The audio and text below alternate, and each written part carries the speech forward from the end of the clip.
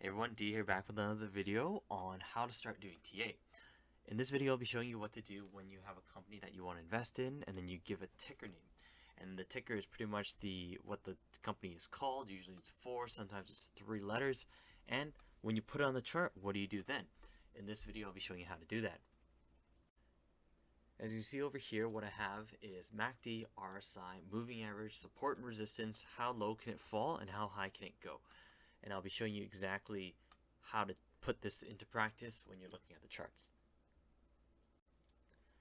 So I have these two charts right here. One of them is EEGI and the other one is INKW.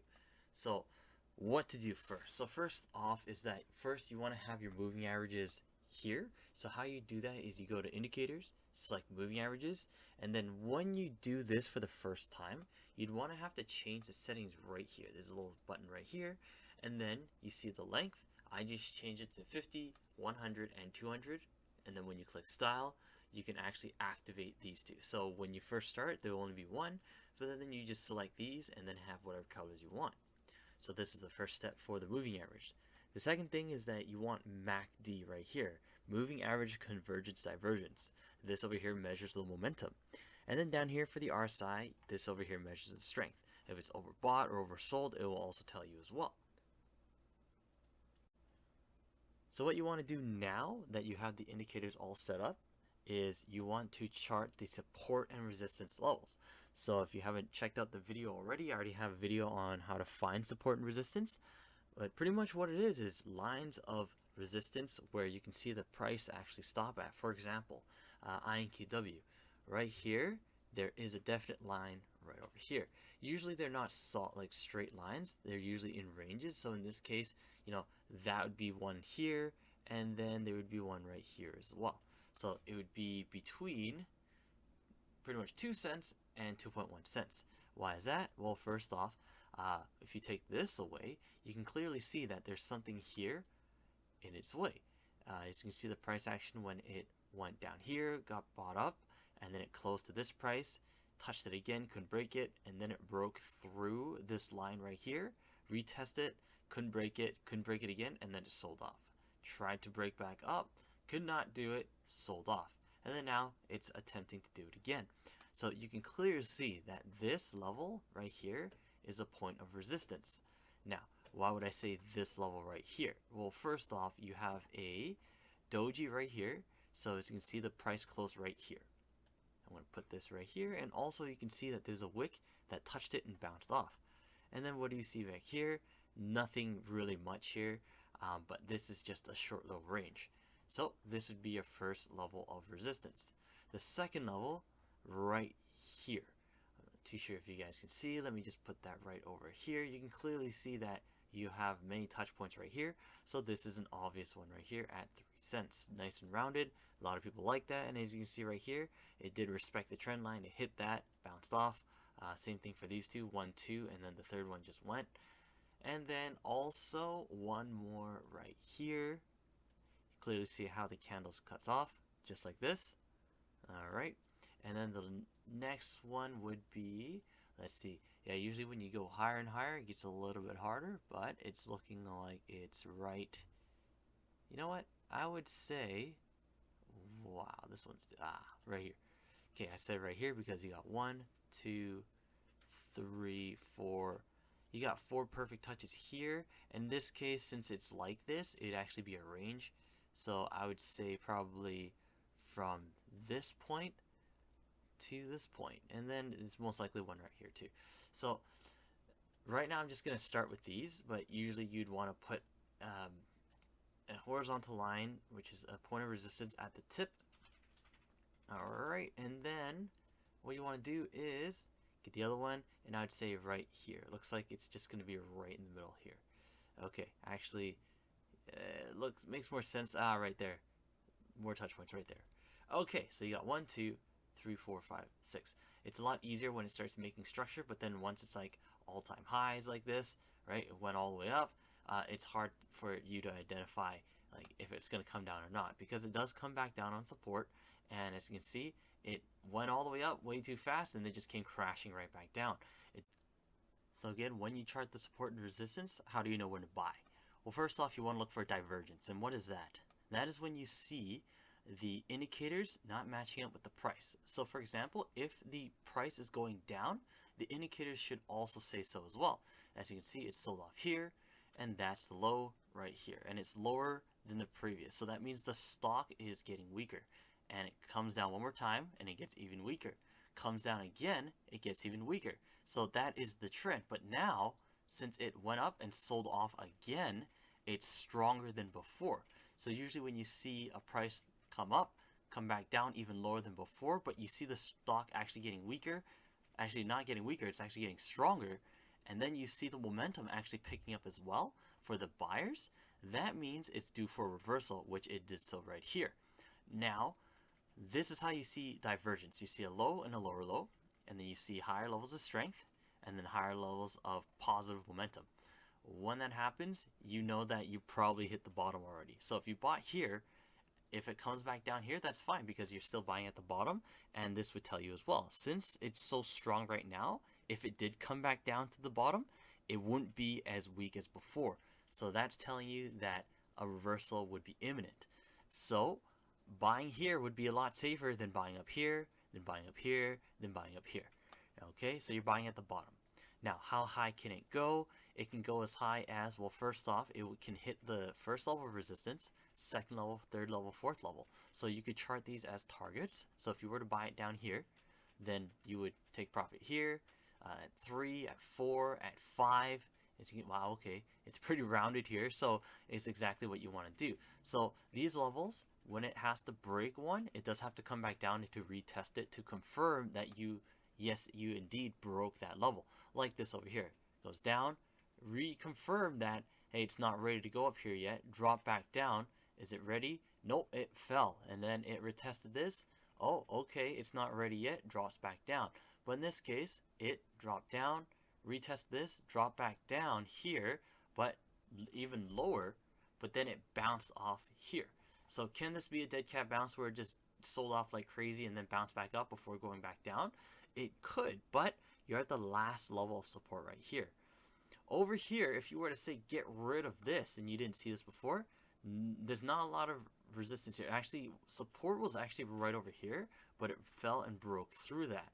Now, this is your last support right here. So, if anything, if it breaks this, then it's going to die.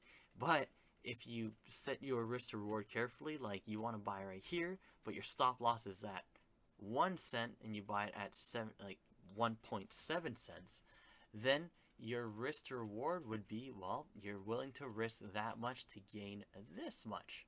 Okay, so how much would that be?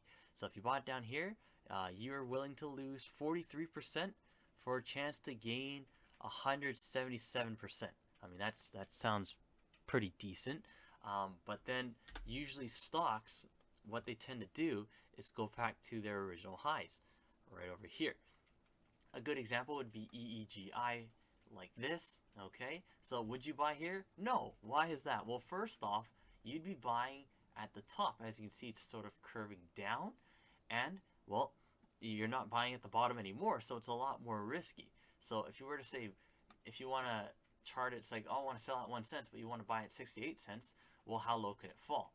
Well, the thing is, once you break this, you're going straight back down here at 45. Why is that? Well, because this is the other level of support. So if it comes back down here, you are going to lose half your money or have a chance to gain not even double your money. So the risk to reward here is terrible.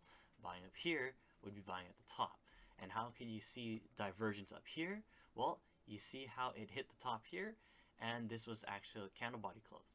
Then it went all the way up here, but you see higher levels of momentum, as in it could still go up, but it's getting weaker as it's going up. So that's telling you that a reversal is imminent. So another thing that tells you is that there's a gap right here. You can see how it went up like this, and then the next day it opened up here. So there's a certain gap right down here, and gaps are always looking to fill. So it has not filled the gap yet. Maybe this one might fill the gap. So it can fill the gap with either a wick, or it just comes back down and closes, comes back down, and then maybe curves back up, and then maybe go up again. But you wouldn't want to buy here because, well, how low can it go? It can go pretty low compared to how high can it go. But if it goes past 1 cent, there's a chance for it to go even higher. If that was the case, then you'd want to buy after it holds above a cent. So as you can see here, tested it once and it couldn't hit it the third time. It went as high as 97. All right, and then, well, it could do it again. So chances are, test this once, twice, but it has not tested this twice yet. So for this, be extremely risky. All right. So what you want to do now is that, for example, let's see, everyone likes SNDL. So let me just use that as an example. So as you can tell, right now it's looking pretty good. All right, but would you buy here? No, you wouldn't. Why is that? Well, because the strength is saying, well, you're almost at overbought territory. Yeah, it can still go up just a little bit more, but it's almost overbought. So pretty much what you're doing here, if you were to buy right here, that's the same as buying at the top, because, well, you're getting to the point where, you know, you should have bought down here. This is where it was oversold, and that's where people bought it. And then as soon as it goes to overbought, this is where people would sell. On top of that, this is resistance right here, this level, and it hit that. Okay, so this is where people would be taking profits and leaving the stock. So you never really want to buy here. You want to buy at the bottom. And again, how can you tell if it's the bottom? Well, you can see that, hey, it's sold off here. This is a low, lower low, but higher levels of strength with higher levels of momentum. Sold off as it's going down. All the indicators are pointing up. That means there's a divergence, and then it reversed. Okay, so if you were to say you want to get into the stock, all right, what do you want to do? Right, you say you really love this stock and you want to hold it for long term. All right, so yeah, you can definitely buy it here if you're going to hold it for long term. But if you want the optimum entry, you want to wait for this to pull back. Chances are it'll pull back to support. So again, you want to chart that off. So where is support? Right here. I would say right over here, support. Why is that? Well, you got 1 touch, 2 touch, 3 touches, 4 touches, and then a bunch over here. Then you take another one, and then you go, okay, well, there is definitely something here, because why? There's a wick touched here, wick, and then a wick here, and then also, actually, let me just put it a little bit further up, because you have this point right here. As you can see, went up here, tried to go up, it got slammed right back down, tried to go up one more time, 1, 2, 3, couldn't do it, sold off, and now you're above it. So what you can do is, well, you can wait for the pullback and buy it down here. It'd be a lot safer buying it here than it is buying up here, because you have the moving averages as well. You can also use the support and resistance for moving averages as well. Okay, so as you can see, it used the 200-day moving average as support, and then it's using the 50 and the 100 moving average as resistance. As you can see, about a couple days ago, when it hit the 50-day moving average, it came back down, and then it broke. It tried again one more time. It did, but now got slammed down by the 100-day moving average. So chances are this can pull back to the 50, and that's where your entry would be. So also there would be a little bit of a resistance level, actually a support level right down here. Okay, you got it cut off right here. You have one here. Let me just put it there so I can show you. Okay, right here. All right, clearly there's something here.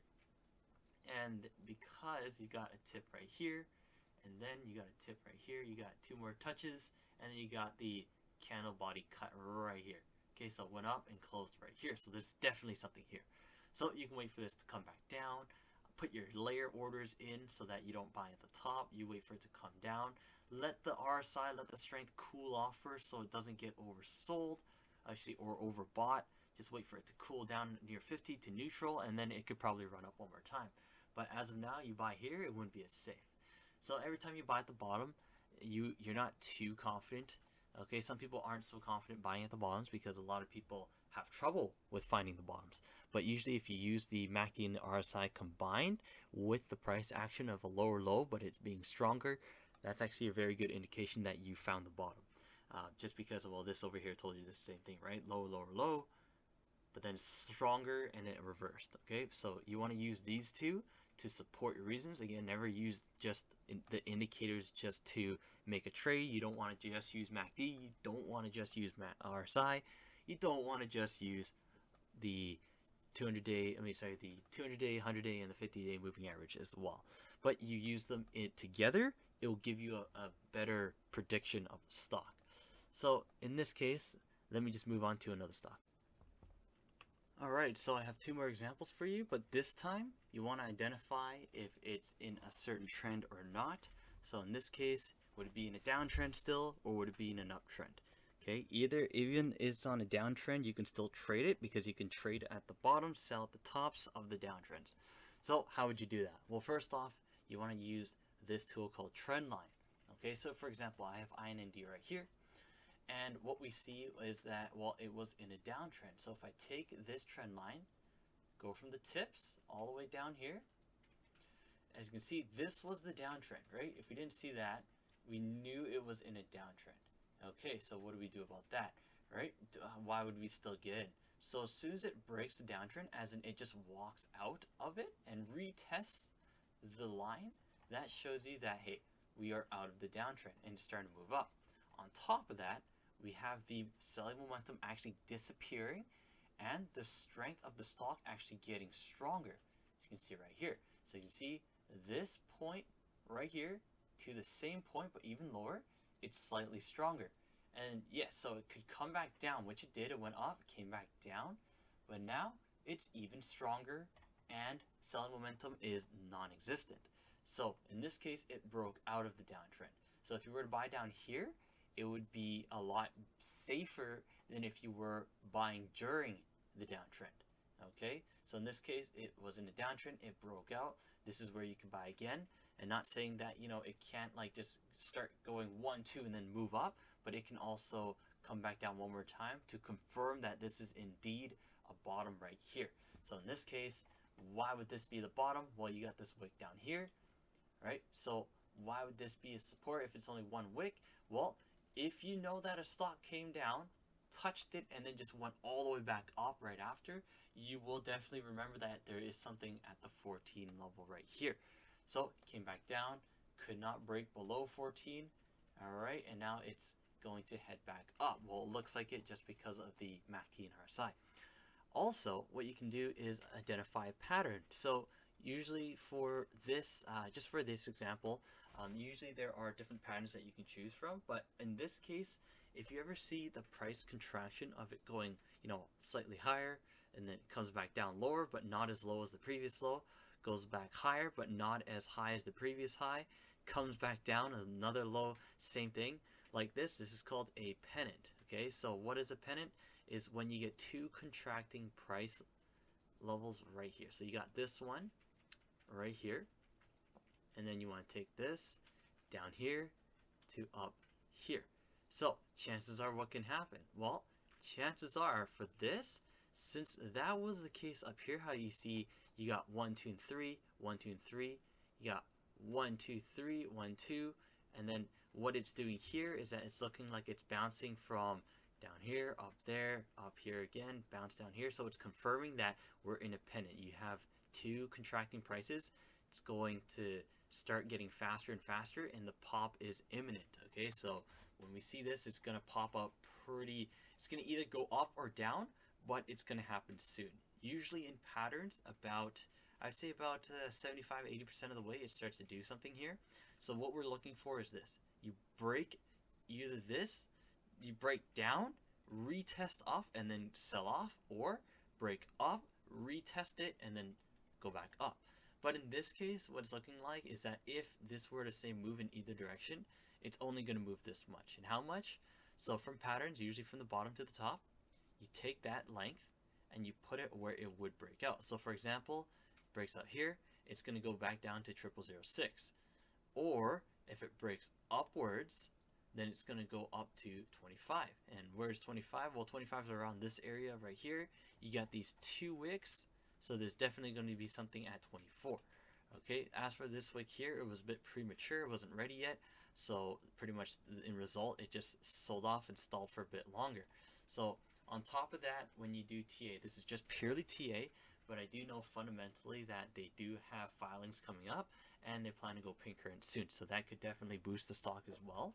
But this was a bit too fast, okay? So the only reason why this even went up was because, well, it was announced that a new big shot was on the board for TXTM, and they can actually take the company pretty far.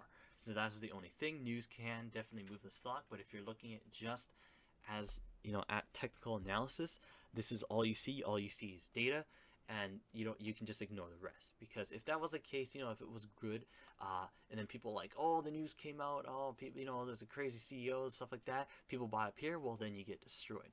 Usually for technical analysis, you don't really care too much about the news. If it pops up, that just means, oh, hey, that means it's bullish, right? So when it comes back down, this is when you buy down here, and then that way, well, if you buy up here and now you're here, you'd be sad. But if you bought down here, now you're down here, you're not too sad. But there's a lot more upside, because why? Very strong support levels at 12, 13, and 14 as well. So in this case, this price contraction is just indicating that there might be a big move happening very soon. And then, as you can see, as it's selling off here, right, there's not a lot of buyers, yes, but there's also the selling pressures, not a lot of sellers. As you can see from the volume right here, there's a lot more volume that happens when it starts to become bullish, like starts to be green and buying, but not too much volume when it's starting to turn red. A lot of people that I've seen a lot of chatter as well, but that's not part of TA, but a lot of chatter is just saying that, people are loading up lots here and they don't want to sell it. But the only thing that's making the price go down is the market makers that are manipulating stocks in the OTC market. So, don't mind them. They're just trying to scare people out, like how they did here. Actually, the first time we, went into the stock, it actually tricked a lot of people, came back down the next day, 3 days, and then just pops up really high. So chances are they might do that again right here. They tried to scare people, and they did, and then it just pops. All right, this might be the, last time they're going to try it. Because, well, the filings are going to come out soon, but this over here is just showing us that a move is imminent. Okay, another thing you can use is also the Bollinger Band. This just tells you when a big move is going to happen, when these actually are different price averages, and if they contract, that means it's consolidating and it's starting to wind up for a very big move. So in this case, it's at the bottom of the Bollinger Band. That means it could break out again. All right, when it contracts just like this, it just pops up, comes back down, and it contracts one more time, which it is. This is curving down. This is still the same, but it can also curve up as well. Maybe give it a couple days and then pop. Same thing. All right, but as for the Bollinger Band, you don't really have to worry about that. That just shows you when a move is coming, but you can also do it with patterns as well. Usually for Pennant, it's the same thing. There are falling wedges, pretty common. So for a falling wedge, can't show you it right here. Actually, what's a good one? I know. RVNA. There you go, like this one over here. All right, so you could also go like, oh, hey, it's still in downtrend, and then what you can do is that, well, you can take two contracting prices. You got the top, you got the bottom. Okay, you got up, down, down, down, up, down, and then it broke out, but it's not doing anything.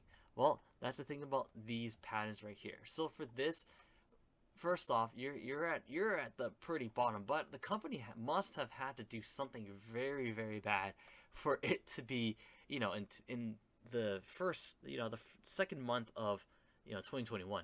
I mean, you were up like a cent, and then something happened where it just tanked like crazy. But then more people are buying it now.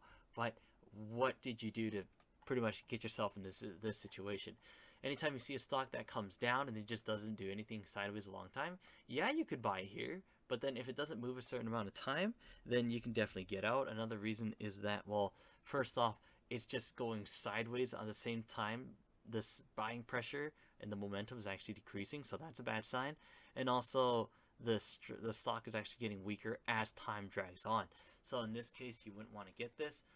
But just keep in mind, if you see a stock that was like really good and then just dropped like crazy, like a significant drop. I mean, like this was, what is it, 2020 in December? It was like close to 4 cents. Now you're at 0007.